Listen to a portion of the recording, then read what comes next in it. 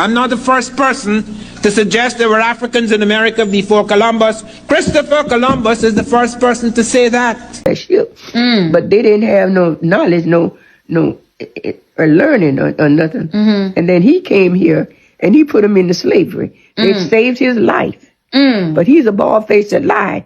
Almost 200 years before Christopher Columbus, Mansa Musa doesn't even become the king of the Mali Empire art if Abu Bakari doesn't decide to sail to the Americas himself. And you're all arguing and fighting with each other over a term that does not apply to you. Christopher Columbus is not our origin, so he can't call me a West Indian. Christopher Columbus discovered America. This is something that we've heard a lot of the times. Like, this is what we've been told for years. But what is the truth? Did Africans discover America first before Christopher Columbus? I have a couple of videos for you to show you, and people who have actually read and also dive deeper into books are sharing what they know about this particular story. Don't forget to like, don't forget to subscribe. You don't lose anything by liking, so just give the video a thumbs up. Let's go into videos. Africans discovered America. Who was Mansa Musa's older brother? Abu Bakari II, king of the Mali Empire. And what did he do? He sailed to America in the 1300s, almost 200 years before Christopher Columbus. Mansa Musa doesn't even become the king of the Mali Empire art if Abu Bakari doesn't decide to sail to the Americas himself, which he does, and he never returns. Ramses III of the 20th dynasty came to America. Nico II of the 26th dynasty came to America. So if Ryan Coogler and Michael B. Jordan are going to do this Mansa Musa movie, and I hope they do, please do the connection between Mansa Musa and his brother Abu Bakari II being one of the first people in history to discover the Americas. I need y'all to do that so all these black people in America will stop telling people they Indians and Native Americans. They are Africans who came to America before Columbus. Right next here. Okay. Christopher Columbus did not discover America.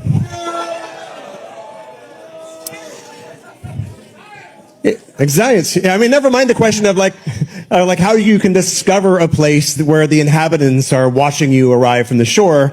Yeah, they weren't wearing pants. Is that what somebody said? I like that. So anyway, there were actually many other mariners before Columbus that discovered America as well. Decades earlier, even eons earlier, there were so many people that were coming across these islands and this continent. But it's only been in the last century that evidence has surfaced and continually grown to indicate that many of these pre-Columbian explorers might have come from Africa.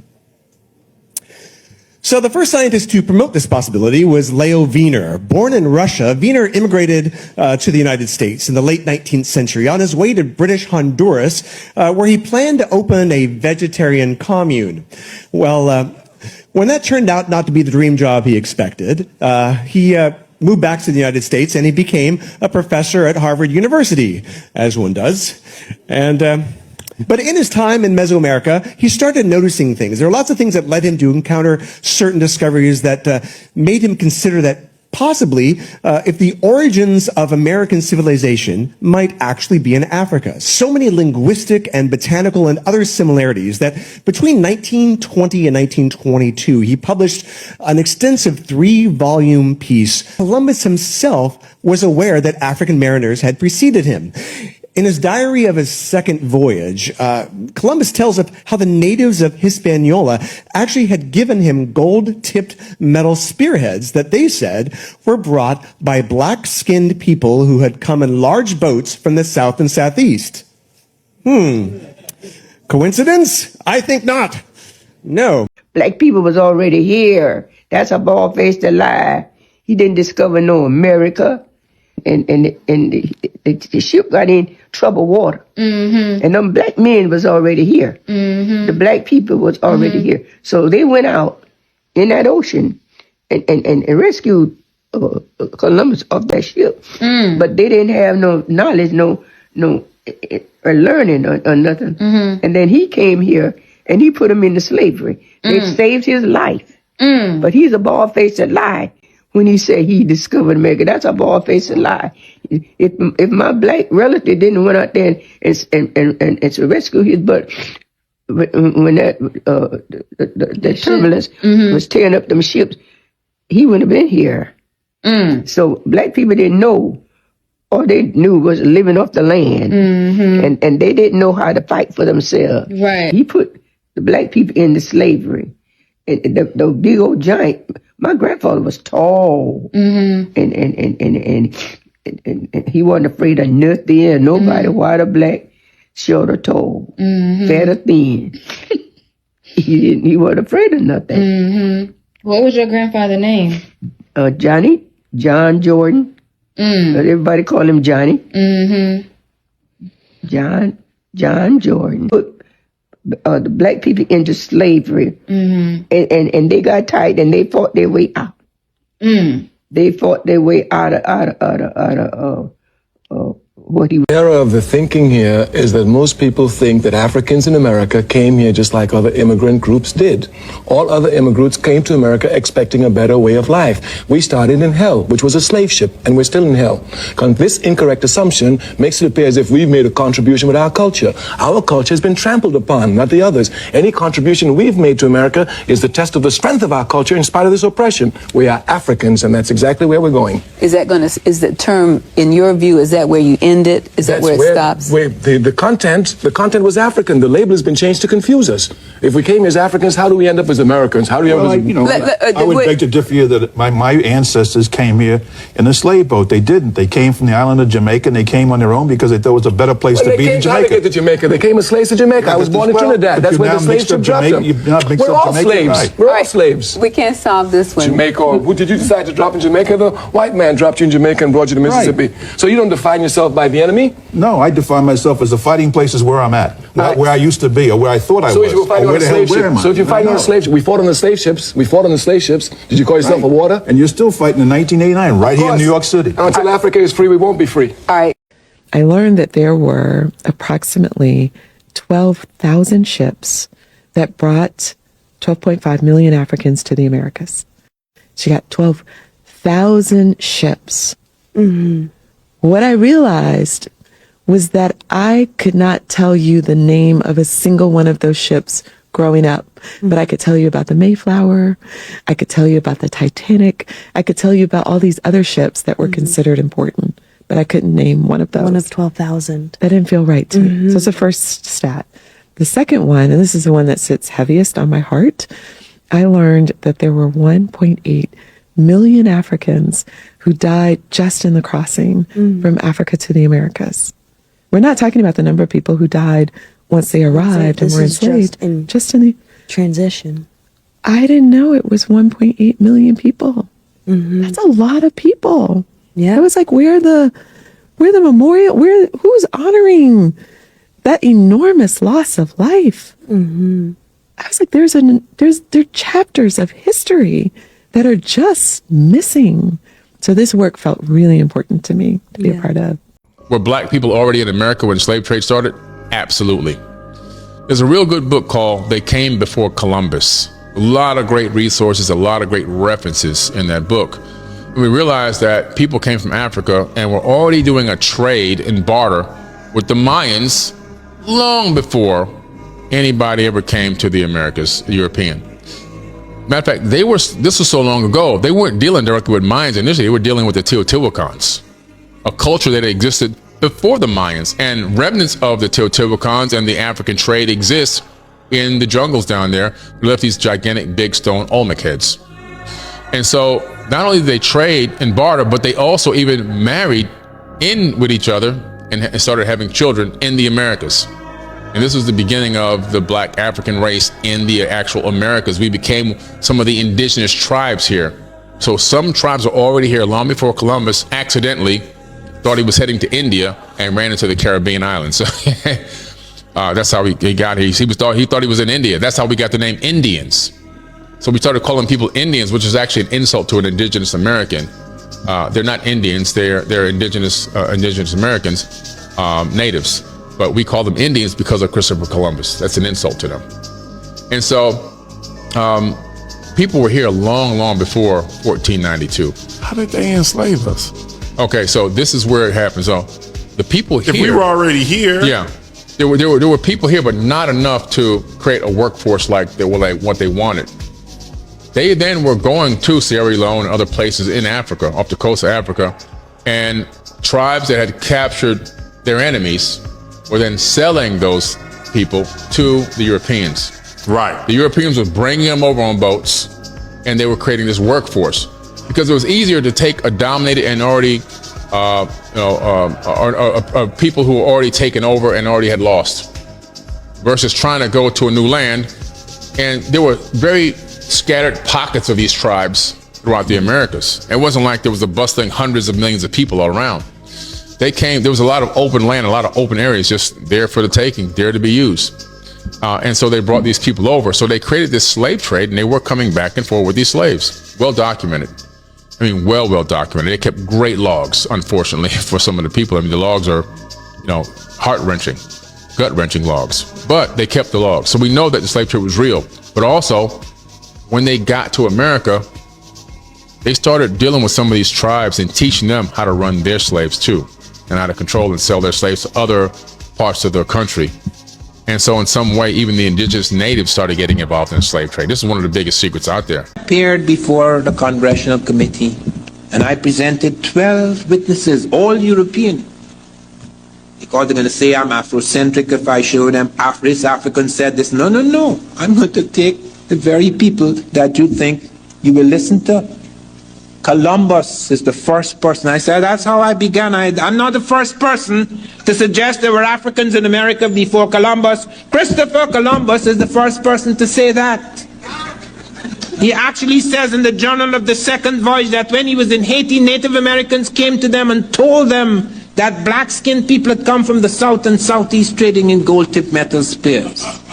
Columbus may or may not have believed, but he actually collected samples of these spears.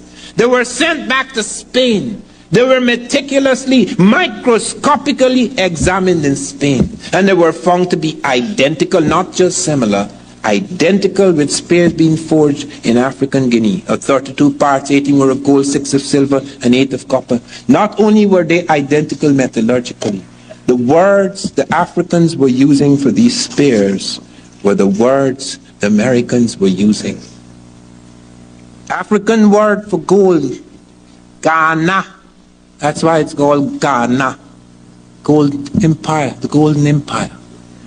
And I checked it out in several African languages, Sarakole. And you're all arguing and fighting with each other over a term that does not apply to you. Christopher Columbus is not our origin, so he can't call me a West Indian. Neither is Africanus our origin. So you call yourself an African. You are not an African. You were before there was an Africa. I'm an African American. Stop it! They named this country after Amerigo Vespucci, one of the grafted members of a grafted people that are Johnny-come-latelys on our earth. Now you're gonna call yourself an American and an African, both of them named by Caucasian people. What was the original name of that continent? If you see the ancient god of Vietnamese, he's black. The ancient god of Hawaiians, he's black. The ancient god of the Indians, Vishnu, is black. The ancient god of Chinese, Buddha, is black. Are these Africans? No, European will tell you this is parallel development. And we sit around and accept this because he wants to develop his concept of white supremacy. And if he wasn't there first, then it didn't happen. You have pyramids in Egypt. You have pyramids in West Africa. And you have pyramids in Central America. You have those great big thick-lipped, big-nosed megaliths in the Ivory Coast. And you have them in the Olmec civilization here. But did they cross the ocean? No, because Columbus discovered America. So, if everything around the equatorial belt is black and black culture and tropical people, why? How can we possibly believe that they went all the way up through Siberia and then dispersed? What is the purpose of such a stupid stupid interpretation of the dissemination of humanity. That is how deep white supremacy goes. In the oceanic belt of the equator, what do you see? Little black people here, little black people here, little black people here, little black people. But did they go that way? Because they want to say the European was the first person to cross the Atlantic Ocean, right? Now, how difficult is it to get across the Atlantic Ocean? Well, maybe they didn't just come through the Bering Strait. Maybe they went across the Indian Ocean, which is twice as wide as the Atlantic, or the Pacific, which is 3 times as wide as the Atlantic. Rather than say Africans left the equator belt of Africa and went right across the Atlantic to Brazil. And there are no 25,000 or 30,000-year-old fossils in Canada. Rather than tell you they came across the ocean, how difficult is it to get across the Atlantic Ocean? But Europeans didn't know that Africans, ancient Egyptians, were wise enough to actually make all kinds of boats that could go across the ocean. You know, they knew all this kind of technology. So what they did, to get back to the concept of epistemology, they tell you the migration only came through the Siberian Strait, and then people reverted into these phenotypes. These are assumptions we're accepting to keep the idea that there is only one way to get here. Now, here's the second thing. In Egypt, you have pyramids. The Nile was wet 7,000, 9,000 years BC. Listen to what Jane Elliott says about the Native Americans. We're still teaching that Columbus discovered America. We're still teaching that those people who lived here were called Indians because of Christopher Columbus. It's all a bunch of hokum. It isn't true. The first people that inhabited this continent and every other continent on the face of the earth came from Africa. People from Africa came to what we call the North American continent between 20,000 and 10,000 years before Columbus was a gleam in his father's eye. What we call black people were here before there were any white people on the face of the earth. There were no white people until enough people from Africa moved into the northern climates, and their skin, their hair, and their eyes got lighter as they were exposed to less and less melanin, sunshine, so their bodies produced less and less melanin. That's the only reason my skin is this color, because my great-great-grandparents came from Ireland, which is in the northern climates. We don't teach the truth to kids. I don't think they teach the truth to kids in Europe either, because we all seem to think that the most important thing you can be is white. There is no such thing as a white person. They won't teach you this in school, but it's Black History Month, so let me put you on. You've heard that Christopher Columbus discovered America, but what if I told you an African emperor may have gotten there nearly 200 years earlier? Let's talk about Mansa Abu Bakari II, the emperor of the Mali Empire, one of the most wealthiest and powerful kingdoms in history. This is the empire that produced Mansa Musa, the wealthiest person to ever live. But before Musa took the throne, Abu Bakari II had a different dream, crossing the Atlantic. Now, Mali wasn't just wealthy, it was advanced. Arab historians recorded that West Africans had ships built for long-distance sea travel. In the early 1300s, Abu Bakari II sent 200 ships west to explore the unknown. When only one ship returned, he refused to accept failure. So what did he do? He gave up his throne to lead the second expedition himself. So did he make it? Here's where it gets interesting. There's evidence that West Africans reached the Americas before Columbus. Scholars point to West African inscriptions found in Brazil and the Caribbean, traces of African plants and cultural influences in pre-Columbian societies, and oral histories from indigenous groups about Black explorers arriving by sea. So did Mansa Abu Bakari II make it? Well, the history books won't say it, but the receipts are here. Share this with someone who needs to hear this, and follow for more untold stories all month long. Okay, so a lot of people are saying that Black people were already here at the Americas and that they didn't migrate here.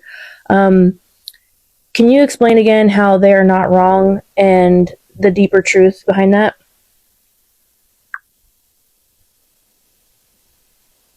Here it is again. Direct, clear, and spoken as if explaining to everyone at once. A lot of people are saying that Black people were already in the Americas and didn't migrate here. And they're not wrong. But the deeper truth goes much farther back than that. Early human beings, who were all dark-skinned, spread across the entire planet long before written history. These migrations were ancient, happening tens of thousands of years before the timelines were taught in school. Because of that, some early human groups absolutely could have reached the Americas long before the more recent migrations we usually hear about. So when people say we were already here, they're expressing an ancestral memory of those early global movements. What creates confusion today is that much later, European empires took all dark-skinned peoples and grouped them into the single category African, which erased the differences between many older populations, including ones already living in the Americas. So the idea itself isn't wrong. The deeper truth is that early humans were global. They didn't stay in one place. Humanity explored, settled, and mixed across continents long before empire rewrote the story. Understanding this doesn't erase anyone's identity. It shows how connected our origins actually are. Okay, and just to clarify, the original human was dark-skinned. That is the original DNA blueprint is dark-skinned, and that is where we all come from.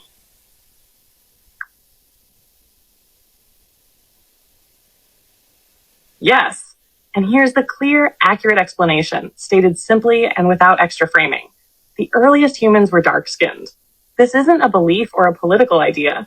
It's the consensus of genetics, anthropology, and evolutionary biology. Melanin-rich skin was the original human blueprint because the first humans lived in equatorial regions with intense UV radiation. Dark skin protected early humans' DNA, folate levels, and overall survival. That pigmentation was the starting point for all of us. As humans migrated into different climates, colder regions with lower sunlight, skin tones gradually diversified. Lighter skin developed later as an adaptation to environments with less UV exposure. So you are correct. We all come from an original dark-skinned human population. Every human being alive today carries that ancestry. Skin tone variation came after, as branches from the same root. Between 10 and 30% of enslaved Africans brought to the Americas were already Muslim. Until the 1820s and 30s, when a very famous Brazilian slave trader named Francisco Feliz de Souza wrote in an instruction manual to avoid the Senegambia area because they were Mohammedans and they were hard to break. After that, it became well known to avoid areas where the Africans were already Muslim because they tend to be literate and very devout to their religion and very difficult to enslave. That's a little African American history for you. Oh, instead of people thinking they came from Africa, Africans came from America. He'll tell you that South American Indians brought civilization to Africa, and a lot of African tribes today, they still have South American Indian names.